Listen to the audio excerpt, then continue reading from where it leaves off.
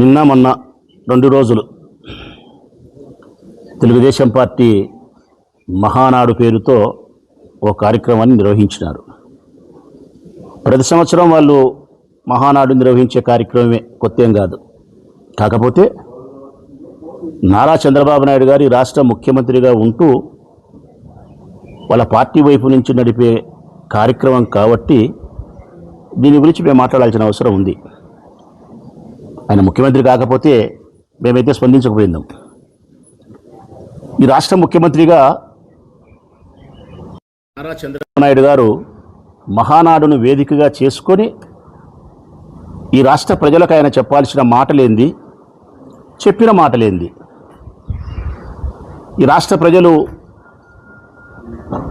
నారా చంద్రబాబు నాయుడు గారు వైపు నుంచి ఆశిస్తూ ఉండే మాటలు, ఎన్నికల కంటే ముందు మీరు ఇచ్చిన వాగ్దానాలు ఏ మేరకు నెరవేర్చినారు, సంక్షేమ పథకాలు మాకు అందిస్తామని మాతో ఓట్లు తీసుకున్నారు కదా, దాని ప్రతిఫలంగా మాకు చెప్పిన సంక్షేమ పథకాలను మాకు అందించినారా లేదా,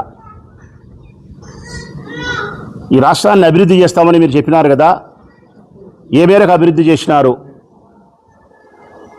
లేకుంటే మీరు ప్రధానమైనటువంటి ఎన్నికలకు ముందు మీ ఆయుధం సంపద సృష్టి, నేను సంపద సృష్టిస్తాను, సంపద సృష్టించే విధానం తెలుగుదేశం పార్టీకి మాత్రమే తెలుసు, ఆ సంపద సృష్టించి ఆ సంపదను పేద ప్రజలకు నేను పంచుతాను అని ప్రధానమైన ఆయుధంగా ఎన్నికలకు ముందు ఆయన చెప్పినది. రాష్ట్ర ప్రజలు ఈ మహానాడు వేదికగా ఏం ఆశిస్తారంటే, ఏ సంక్షేమ పథకాలు మాకు అందించినావయ్యా, ఏ అభివృద్ధిని మాకు చేసినావయ్యా, ఈ 2 సంవత్సరాల కాలంలో ఏ మేరకు సంపదను సృష్టించి మాకు పంచినావయ్యా, ఇది నీ నోటి నుంచి మాట్లాడితే మేము వింటాం. మాకు అవసరమైన మాటలు కూడా ఇవే. అందులోనూ 2 సంవత్సరాలు అయింది మీరు ప్రభుత్వంలోకి వచ్చి. పోనీ ఏదో మీరు గెలిచినాక ప్రభుత్వంలోకి వచ్చిన తర్వాత 3 నెలలకు 6 నెలలకు మహానాడు జరుగుతూ ఉంటే అది హనీమూన్ ట్రిప్ అనుకున్నాంలే. అది ఇంకా పెళ్ళి హనీమూన్ మూడ్లో ఉన్నారు వాళ్ళు, సంవత్సరమే కాబట్టి ఇంకా మనం తప్పులు వాళ్ళని వెతకాల్సిన అవసరం లేదనుకోవచ్చు. లేదు, హనీమూన్ పీరియడ్ అయిపోయింది. ప్రభుత్వం ఏర్పడి 2 సంవత్సరాలు అయింది. ఇక ప్రజలకు మీరు సమాధానం చెప్పాల్సిన అవసరము, ప్రజలకు మీరు ఇవ్వాల్సినటువంటి బాధ్యత ఉండే సమయం ఇది. మరి 2 సంవత్సరాలు పాలన జరిగిన తర్వాత మహానాడుని వేదిక చేసుకొని మీరు చెప్పాల్సింది ఏంటి చంద్రబాబు నాయుడు గారు? ఈ 2 సంవత్సరాల ప్రభుత్వాన్ని మీరు ఏ విధంగా నడిపినారో చెప్పాలా, మీ పర్ఫార్మెన్స్ ఏ విధంగా ఉందో చెప్పాలా, సంక్షేమాన్ని ఏం అందించినారో చెప్పాలా, అభివృద్ధి ఎక్కడ చేసినారో చెప్పాలా, సంపద ఎంత సృష్టించినారో చెప్పాలా, ఎన్ని అప్పులు తీర్చినారో చెప్పాలా. ఇవి చెప్పలే. మీరు ప్రజలు ఆశించిన వాటిని మాట్లాడలే. మీరు ఏం మాట్లాడినారు? మొదలు పెట్టిన కానుంచి 27, 28, 2 రోజులు ఆద్యంతము మీరు మాట్లాడేది మహానాడు ఏంటంటే కనుక కోట్ల రూపాయలు ఖర్చు పెట్టి రాష్ట్ర వ్యాప్తంగా 175 నియోజకవర్గాల్లో వర్చువల్ మహానాడు అని చెప్పి క్లస్టర్ల వైజుగా, అంటే ఉదాహరణకు ఒక కాన్స్టిట్యున్సీ ఒక 15-20 చోట్ల మహానాడు నిర్వహించడం, కోట్ల రూపాయలు ఖర్చు పెట్టినారు. ఏం మాట్లాడినారు మీరు? ప్రజలు మీ నుంచి ఆశిస్తూ ఉండే సంక్షేమాన్ని, అభివృద్ధిని, మీ పనితీరును, లేకుంటే మీ ఆత్మపరిశీలనలో ఇది చేసినాం, ఇది చేయలే, ఈ సంవత్సరం ఇది చేస్తాం. ఇప్పుడు ఉదాహరణకు 60 సంవత్సరాలు నిండిన వారికి పెన్షన్ ఇవ్వాలా, 2 ఏళ్ళు అయింది, ఒక కొత్త పెన్షన్ ఇలే. ప్రజలు ఏం చూస్తారు నీ నోటు వైపు? చంద్రబాబు నాయుడు రాష్ట్ర ముఖ్యమంత్రిగా ఇదిగో ఇప్పుడు పెన్షన్ ఇస్తాము అని ఎప్పుడు చెప్తాడా అని నీ నోటి దిక్కు చూస్తారు. అంతే కదా? నీ నోటి వైపు నుంచి జగన్ షడ్డనా కొడుకు, జగన్ దుర్మార్గుడు, రాజశేఖర రెడ్డి ఫ్యాక్షనిస్టు, ఈ అవసరం లేదు వాళ్ళకు. నీ నోటి నుంచి ఆ మాటల వలన వాళ్ళకు జరిగే ప్రయోజనం లేదు కాబట్టి వాళ్ళు ఆశించరవి. కానీ నువ్వేం మాట్లాడలే. నువ్వేం మాట్లాడినావు? నువ్వు కరెక్ట్గా చెప్పాలంటే జగన్ను ప్రేమించే మేము సైతం జగన్ను రోజుకి ఎన్నిసార్లు తలుసుకుంటామో అంతకు 10 తలుసుకుంటారు వాళ్ళు. ఈ విషయంలో నాకు అసూయ కలుగుతుంది. చంద్రబాబు నాయుడును, లోకేష్ను, తెలుగుదేశం పార్టీని చూసినప్పుడు జగన్ని ప్రేమించేది మేమా వీళ్ళ అనిపిస్తుంది నాకు. మేము రోజుకు అనుకుంటే 4 సార్లు 5 సార్లు అనుకుంటాం, ఏదో మా పిల్లల దగ్గరనో, పిల్లల దగ్గరనో, మా కార్యకర్తల దగ్గరనో, మా జగన్ ఇట్లటోడు, ఇంత మంచోడు, అంత మంచోడు, అంత గొప్పోడు, ఇంత గొప్పోడు, ఇంత ధైర్యస్తుడు, అంత ధైర్యస్తుడు, ప్రజలకు ఇది చేసినాడు, అది చేసినాడని 4 సార్లు 3 సార్లు 5 సార్లు అనుకుంటాం. అంతకంటే ఎక్కువ అనుకుంటే మళ్ళీ పక్కన మా వాళ్ళు అంటారు పొద్దుకు లేని పని ఇది బడాయని. కానీ మీరు మహనాడులో 1000 సార్లు మీరు జగన్ నామస్మరణ చేసినారు. జగన్ జగన్ జగన్ జగన్ జగన్ జగన్ 27వ తారీఖు ఉదయం మొదలు పెడితే 22వ తారీఖు సాయంకాలం వరకు రాష్ట్ర వ్యాప్తంగా జగన్ నామస్మరణతో మారుమోగిపోయింది మహానాడు.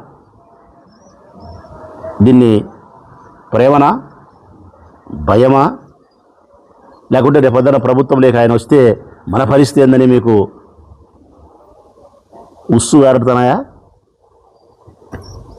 ఇదే ప్రజలకు అవసరం. ఇంకా ఖచ్చితంగా చెప్పాలంటే రాష్ట్ర ప్రజలారా, మహానాడు ఆద్యంతం జరిగినది ఏంటంటే గన సొంత డబ్బా, పరడబ్బా, పరస్పర డబ్బా, ఇదే జరిగింది. సొంత డబ్బా, పరడబ్బా, పరస్పర డబ్బా. సొంత డబ్బా అంటే చంద్రబాబు నాయుడు నా పాలన గొప్పది, నేనే మొత్తం సూపర్ 6 అయిపోయింది, సూపర్, నేను ఇది చేసిన అది చేసిన, ఇది సొంత డబ్బా. పరడబ్బా, లోకేష్ మైకి తీసుకుంటానే మా నాయన ఇంత గొప్పోడు, మా నాయన సెల్ ఫోన్ కనిపెట్టినాడు, మా నాయన మంట లేకుండా వంట చేపల పులుసు చేసినాడు, మా నాయన సెల్లులో లైట్ వెలుగుతుంది చూడి అది మా నాయన కనిపెట్టినాడు, సింధుకు బ్యాడ్మింటన్ మా నాయన నేర్పించినాడు. ఇది పరడబ్బా, మీ నాయన పొగిడేది. పరస్పర డబ్బా, ఒకరినొకరు పొగుడుకోవడం. మీ నాయన నువ్వు పొగుడుతావు, నిన్ను మీ నాయన పొగుడతాడు. ఇది పరస్పరము. సొంత డబ్బా అంటే మిమ్మల్ని మీరు కొట్టుకోవడము, పరడబ్బా అంటే మమ్మల్ని తిట్టడం. అర్థమైంది కదా ప్రజలారా? సొంత డబ్బా అంటే వాడు చెప్పుకోవడము, పరస్పర డబ్బా అంటే ఒకరిని వారు పొగుడుకోవడము, పరడబ్బా అంటే జగన్ తిట్టడము. ఇది తప్ప మహానాడులో ఏమన్నా జరిగిందా? ఏమి జరగలే. ఇప్పటికి అడుగుతాను నేను, సంక్షేమ పథకాలకు సంబంధించి కానీ అభివృద్ధికి సంబంధించి కానీ మీరు ఏం చెప్పినారు? రాష్ట్ర ప్రజలందరూ ఎదురు చూస్తున్నారు. 50 సంవత్సరాలకు పెన్షన్ ఇస్తానని చెప్పి మాతో ఓటు వేసుకున్నావు, నువ్వు 50 సంవత్సరాలకు పెన్షన్ ఇవ్వలేదు, ఎప్పుడు ఇస్తావు? 60 సంవత్సరాల నిండిలో కొత్త పెన్షన్ జగన్ అయితే ప్రతి 6 మాసాలకు ఒకసారి రాజ్యాంగబద్ధంగా ఇస్తాన్నాడు, నువ్వు 2 ఏళ్ళైనా కొత్త పెన్షన్ ఇవ్వలే, ఎప్పుడు ఇస్తావు? ఫీజు రీయింబర్స్మెంట్ కట్టక పిల్లలు చదువులు సంకనాకిపోతున్నాయి, ఎప్పుడు కడతావు? 3000 కోట్ల బకాయి. ఆరోగ్యశ్రీ బకాయిలను చెల్లించకపోవడం వల్ల ప్రైవేట్ హాస్పిటల్లో ఆరోగ్యశ్రీ వర్తింపజేయడం లేదు, జబ్బును ఉన్న పేదవాళ్ళు మరణిస్తున్నారు, అది ఎప్పుడు నువ్వు మళ్ళా పునరుద్ధరణ చేస్తావని చెప్పి ప్రజలు నీ నుంచి ఆశిస్తున్నారు, చెప్పవు. 18 మెడికల్ కాలేజ్ సంకనాకిపోయినాయి, చెప్పవు.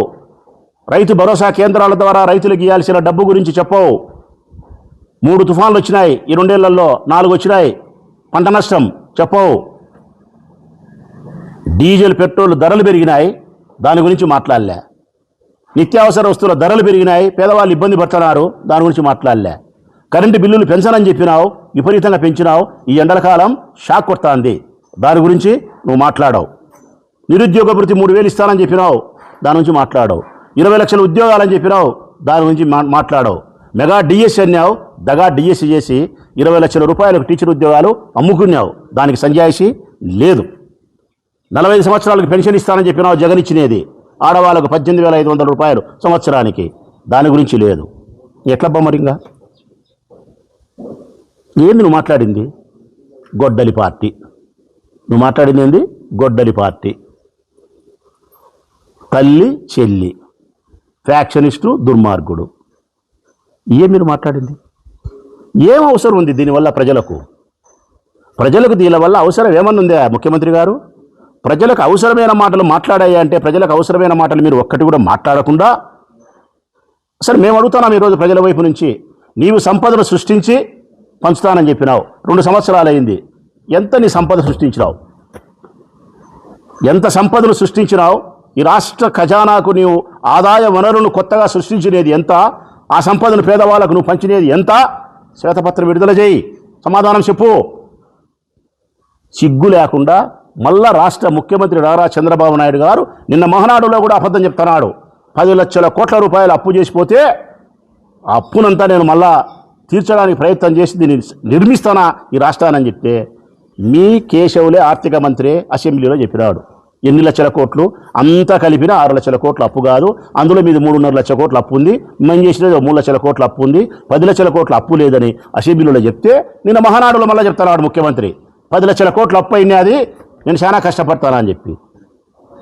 నోటికొచ్చేది అబద్ధాలు, నోటికొచ్చేది అబద్ధాలు, నోటికొచ్చేది అబద్ధాలు, వేరేదే లేదు. దారుణం ఏంటంటే ప్రజలారా, ప్రజలైనా మీకు మోసం చేసినారు. ఎన్నికలప్పుడు అబద్ధాలన్నీ చెప్పి మీకు ఈ డబ్బులు ఇస్తాం, ఆ డబ్బులు ఇస్తాం, ఈ డబ్బులు ఇస్తామని చెప్పి మభ్యపెట్టి మీరు ఆశ పన్నారు. ఎట్లాంటి వాళ్ళు ఆశ పెట్టింది? 18 సంవత్సరాలు నిండిన ప్రతి ఆడపిల్లకు 1500 వేస్తా అని చెప్పినావు. ఎంతమంది ఆడపిల్లలు ఉంటే అందరికీ వేస్తా అని చెప్పినావు. ఇంకా వీలుంటే 3 ఉంటే సరిపోదు, ఇంకొక 2 కనండి అని చెప్పినావు. ఓపిక ఉంటే ఇంకా 2 కనండి, 5 మందికి ఇస్తా అని చెప్పినావు. ఇప్పుడు వాళ్ళు అడుగుతారు వాళ్ళు, మా ఇంట్లో 3 ఆడపిల్లలు ఉన్నారు, 1500 చొప్పున 4500 నెలకు వస్తుంది. సంవత్సరానికి వచ్చేసి 12 4 48, 12 5 60, 54,000 వస్తుంది మా 3 ఆడపిల్లలకు. ఇప్పుడు 2 సంవత్సరాలు అయింది, 2 సంవత్సరాలకు 1,08,000 వస్తుంది. నాకు ఈరా మగడా అంటున్నారు. ఇచ్చనవా? ఇది చెప్పినావా మహనాల్లో? మా ఇంట్లో ఒక నిరుద్యోగి డిగ్రీ చదువుకునేవాడు ఉన్నాడు, 3,000 వస్తుంది. సంవత్సరానికి 36,000 వస్తుంది. 2 సంవత్సరాలు అయింది, 72,000 వస్తుంది. 72,000 ఈరా మగడా అంటున్నారు. ఇచ్చినావా? మా ఇంట్లో ఒక తాత ఉన్నాడు, 60 సంవత్సరాలు నిండినవాడు.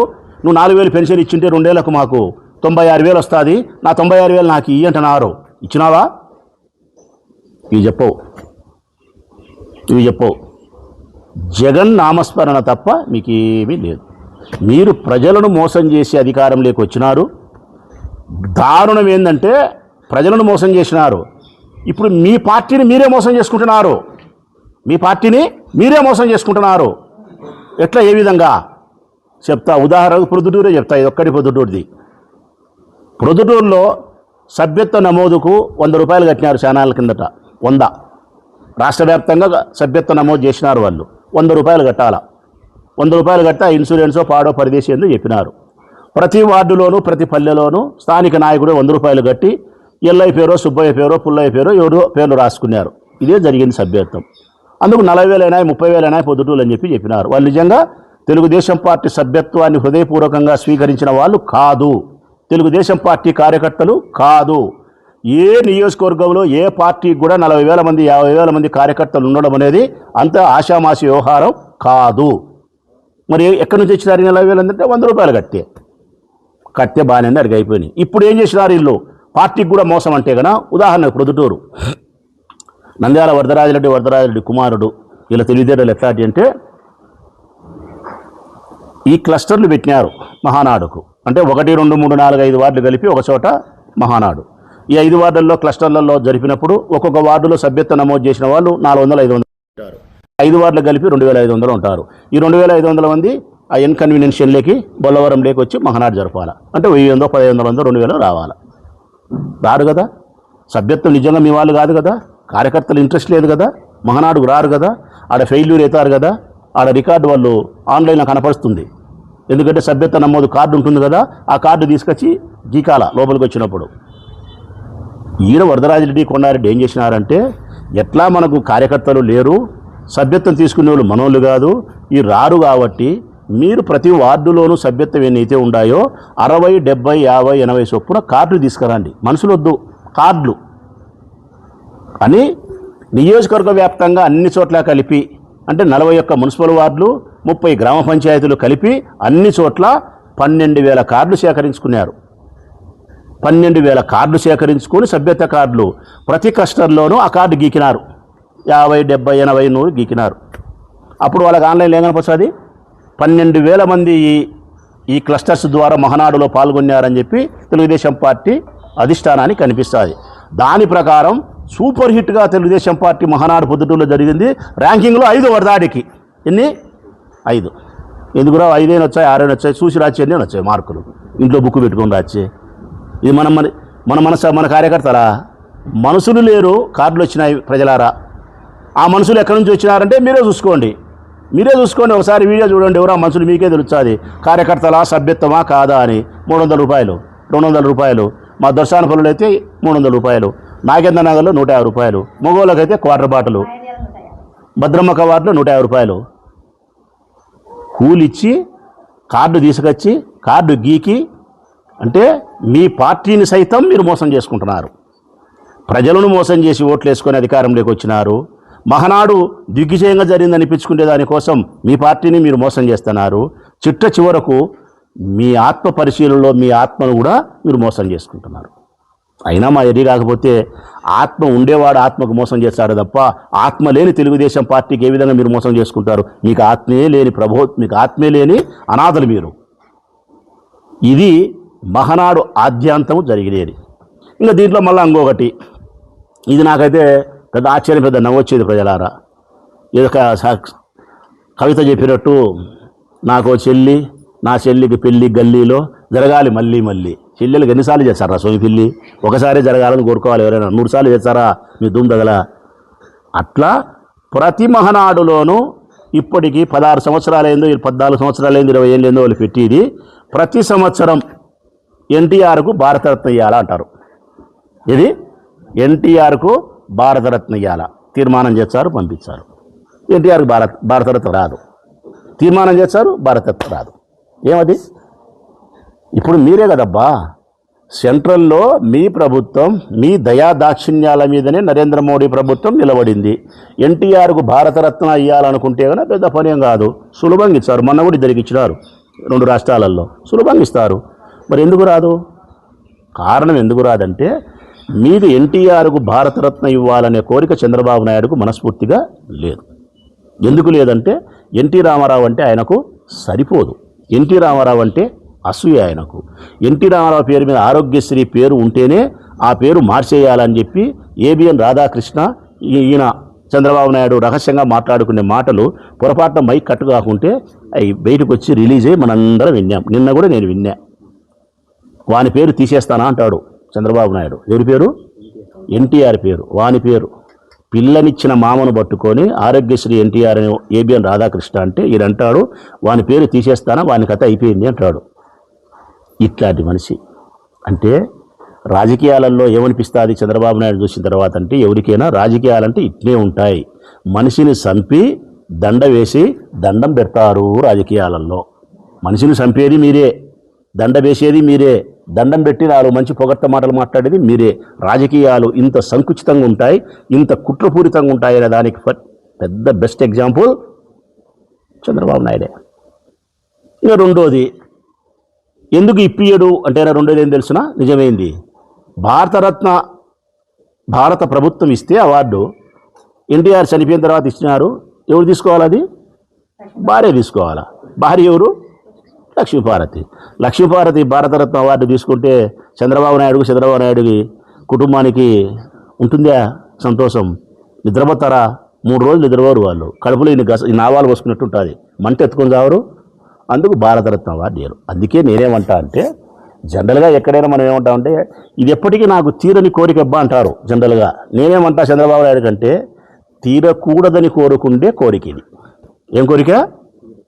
ఎన్టీఆర్కు భారతరత్న అవార్డు ఎప్పటికీ ఇవ్వకూడదని చెప్పి నేను కోరుకుండే తీరని కోరిక. ఎప్పుడు కోరుకుంటుంటాడు ఆయన ఏమని? ఈ భారతరత్న అవార్డు ఆయనకి ఇవ్వకూడదు. ఇది తీరని కోరిక కాదు, తీరకూడదు. ఈ కోరిక ఎప్పటికీ తీరకూడదు. ఇంతకు తప్ప మినీ మహానాడులో ఏమి జరిగిందో మరి ఆయనే ఒకసారి చెప్పాల. మళ్ళీ ఆయన లేటెస్ట్ ఇంకో మాట చెప్తున్నాడు, మహిళలకు 33 రిజర్వేషన్ మేము అమలు పరుస్తామని చెప్పి లోకేష్ బాబు చెప్తున్నాడు. నేను చెప్తా ఉన్నా 33% మహిళలకు రాజకీయ ప్రాధాన్యతను గౌరవాన్ని కల్పించడానికి మేము ఇప్పుడు తొలి అడుగు వేస్తున్నాం, మొదటి అడుగు వేస్తున్నాం, బీజం వేస్తున్నాం అని చెప్తున్నావు.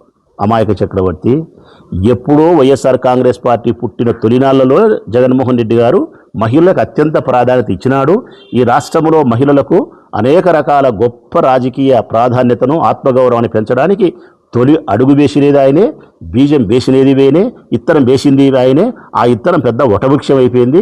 రాష్ట్ర వ్యాప్తంగా ఇప్పుడు ఎక్కడ చూసినా వైఎస్ఆర్ కాంగ్రెస్ పార్టీకి సంబంధించిన శ్రేణులు మహిళలు గొప్పగా ఉన్నతమైన పదవులలో బాధ్యతలు స్వీకరించినారు. ఎవరైనా చూసుకో, మార్కెట్ యార్డ్ చైర్మన్లు చూసుకో, మున్సిపల్ చైర్మన్లు చూసుకో, కార్పొరేషన్ చైర్మన్లు చూసుకో, దేవాలయాల చైర్మన్లు చూసుకో, కాంట్రాక్ట్ వర్కులలో చూసుకో, ఎక్కడైనా చూడు మహిళలకు అధిక ప్రాధాన్యత ఇచ్చింది జగన్మోహన్ రెడ్డి గారే. జగన్మోహన్ రెడ్డి గారు చూసిన తర్వాతనే మీరు దాన్ని కాపీ కొట్టే ప్రయత్నం చేస్తున్నారు. అవును, ఇది మీకు అలవాటు. మీ సొంతం అంటూ ఏ పథకాలు లేవు, అన్ని పేర్లు మార్చి పథకాలు పెట్టుకున్నారు. ఆరోగ్యశ్రీకి ఒక పేరు పెట్టుకున్నారు, జగన్ తీసుకొచ్చిన అమ్మఒడికి పేరు మార్చి ఒకటి పెట్టుకున్నారు, నాడు నేడుకు ఒకటి పెట్టుకున్నారు, అమ్మఒడికి ఒకటి పెట్టుకున్నారు, రైతు భరోసాకు పేరు మార్చి పెట్టుకున్నారు. అంటే సంక్షేమ పథకాల సృష్టికర్తలు మీరు కాదు. రాజశేఖర రెడ్డి, జగన్మోహన్ రెడ్డి సంక్షేమ పథకాల సృష్టికర్తలు. మీరేందంటే సంక్షేమ పథకాల పేర్ల యొక్క సృష్టికర్తలు. మీరు సంక్షేమ పథకాల సృష్టికర్తలు, అబ్బా కొడుకులు. ఆ పేర్లు మారుస్తారు చూడు మీరు. అది ఇప్పుడు అమ్మఒడి పెట్టినాం జగన్మోహన్ రెడ్డి, దానికి మీరేం పెట్టినారు? తల్లికి వందనం. అంటే ఒక పథకాన్ని సృష్టించేది జగన్మోహన్ రెడ్డి, ఆ పథకం యొక్క పేరు మార్చి మరొక పేరు పెట్టే సృష్టికర్తలు మీరు. కాబట్టి మీ జీవితం అంతా కాపీ కొట్టే విధానమే తప్ప మరొకటి కాదు. నేను స్పష్టంగా చంద్రబాబు నాయుడు గారిని మినీ మహానాడు ద్వారా చెప్పేది ఏంటంటే, మీరు ప్రజలకు ఏవైతే ఆశించిన విషయాలు మీ నుంచి ఆశిస్తున్నారో, సంక్షేమాన్ని, అభివృద్ధిని, సంపదను, ఇవి మీరు చెప్పలే. మీరు ఆద్యాంతం చెప్పినది ఏంటంటే కదా, జగన్మోహన్ రెడ్డి నామస్మరణే మీరు చేయగలిగినారు తప్ప మరొకటి కాదు. ఇంకా మీరు చేయగలిగింది ఏంటంటే కదా, సొంత డబ్బా, పరడబ్బా, పరస్పర డబ్బా. మీ గురించి మీరు పొగుడుకోవడము, ఒకడు మిమ్మల్ని పొగుడుకోవడము, లేదంటే మీరందరూ కలిసి మమ్మల్ని తిట్టడం. ఇంతకు తప్ప మీ మహనాడులో ఏమీ జరగాలి. వర్చువల్గా జరిగిన మీ మహనాడు అట్టర్ ఫెయిల్యూర్. కారణం, సభ్యత్వ నమోదు తీసుకునేటువంటి కార్యకర్తలు కూడా మీకు లేరు, మీకు రాలే. ఒక ప్రొద్దుటూరు నియోజకవర్గం మొదలుకుంటే రాష్ట్ర వ్యాప్తంగా కార్డులు గీకినారే తప్ప పబ్లిక్ లేరు. పబ్లిక్ ఎక్కడైనా ఫంక్షన్ హాల్లో ఉండారంటే వాళ్ళు కూలికి వచ్చిన వాళ్ళే తప్ప నిజమైన తెలుగుదేశం పార్టీ కార్యకర్తలు కాదు. ప్రభుత్వంలో ఉండినప్పుడే మీరు ఫెయిల్యూర్ అయినారంటే ఇంకా ప్రభుత్వంలో లేకపోతే మీ మహనాడు ఏ విధంగా ఉంటుందో ఒక్కసారి ఆలోచించుకోమని చెప్తాను. మరొకసారి నేను తెలుగుదేశం పార్టీకి, చంద్రబాబు నాయుడుకి విజ్ఞప్తి చేసేది ఏంటంటే కనుక, మీ నుంచి రాష్ట్ర ప్రజలు ఆశిస్తుండేది, ఎన్నికలకు ముందు మీరు ఇచ్చిన సంక్షేమ పథకాలను ఎప్పుడు అమలు చేస్తారనేది మీ నోటి నుంచి వినాలనుకుంటున్నారు. అభివృద్ధి ఏమి చేసినావో చెప్పాలని ఆశిస్తున్నారు. సంపద సృష్టించి నువ్వు పంచుతానన్నావు. ఈ 2 ఏళ్లలో ఎంత సంపద సృష్టించినావో, ఎంత మాకు పంచినావో చెప్పమని అడుగుతున్నారు. మహిళల భద్రతకు మీరు ఏమి ప్రాధాన్యత తీసుకున్నారు? ఎక్కడ చూసినా మహిళల యొక్క మానాలకు, ప్రాణాలకు రక్షణ లేకుండా పోయింది. శాంతి భద్రతలు క్షీణించిపోయినాయి. ఆరోగ్యశ్రీ అటకెక్కింది. ఫీజు రీయింబర్స్మెంటు సంకనాకిపోయింది. ఈ విషయాల గురించి మీ నోటి నుంచి వాళ్ళు సమాధానాన్ని ఆశిస్తున్నారు. అవి మాట్లాడింటే మేము సంతోషించిందము, ప్రజలు సంతోషించిందము. అవి మాట్లాడకుండా మీరు జగన్ నామస్మరణ చేసినారు కాబట్టి మీ మహనాడు ఫెయిల్యూర్.